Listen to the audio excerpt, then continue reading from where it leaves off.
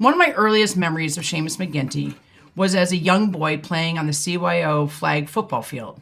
I remember watching this whirling dervish running around the field. He was filled with boundless energy, and the adults sitting on the sideline could only hope to have such unbridled enthusiasm.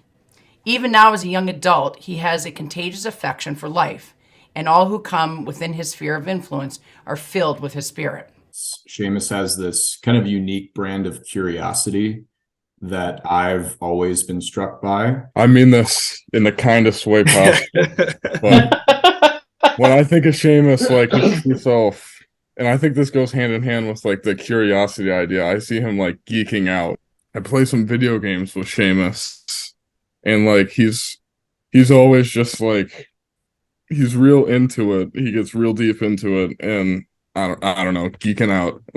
That's where I think he's his truest self. No, I think that's a great point because you were just talking about Game of Thrones, and I'm a Game of Thrones guy. He watched the series in like 3 weeks. Oh, yeah. He's already Yeah, about done with the first that. book. So when he's in on something, he's all in. Like we were talking about that passion that he can have in certain subjects. But, you know, that means a lot from a teacher's perspective of like seeing that willingness to learn and keeping an open mind. It is that exact energy that he brings to all areas of his life that distinguishes Seamus from others. From the first day Seamus walked in the doors of St. Everett High School 4 years ago, his presence permeated the halls. One could immediately feel the excitement that exuded from him, a genuine zeal for embracing all that this community had to offer. Seamus kind of has this unique ability to see into people's hearts. He's a servant leader, right? I was struggling with like deciding even like coming to Ed's or Ignatius when I transferred. He was like the spokesperson of Ed's basically. I shadowed him, introduced me to everyone, and it was just like from the start he's always been reliable. Seamus never needed a cue card to recite the charisms of the Holy Cross tradition. His actions made them come to life. Martin Luther King states, "Life's most persistent and urgent question is, what are you going to do for others?"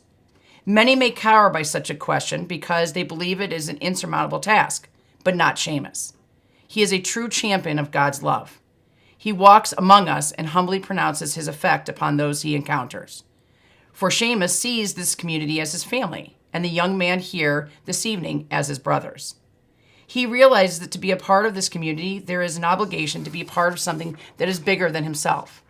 Just describes it, servant leadership doesn't have to necessarily be, like literally community service. It can be serving your brothers, your classmates, your teachers. Kind of like he's like a role model of sorts for like setting my own standards and like how much effort I would put in to like my own course load. He has shared in their triumphs, pushed them to become better versions of themselves, and even created a quiet moment to comfort those in a time of struggle or in pain.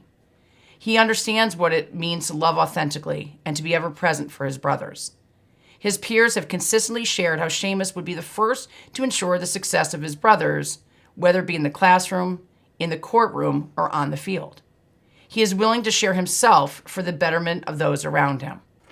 Seamus admits that one of his greatest enlightenments he has experienced while here at Ed's was the calling to do what is right, to become an agent of change, and to recognize those that are being neglected or oppressed.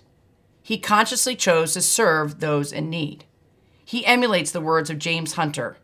Thoughts become actions, actions become habits, habits become our character, and our character becomes our destiny. I would be remiss if I did not share one of Seamus's greatest gifts, and that is his capacity to be an innovative thinker. It is the hope that Seamus brings to the world with his profound ability to see what others are incapable of recognizing. It is his choice to partner his intellect with the necessary empathy and demand that we do better and be better.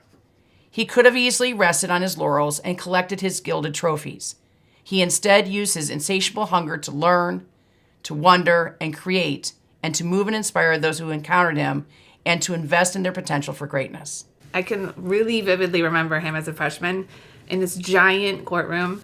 He almost looked like he was playing dress up as an attorney. And just the growth that he's had over the 4 years and the leadership that he's developed.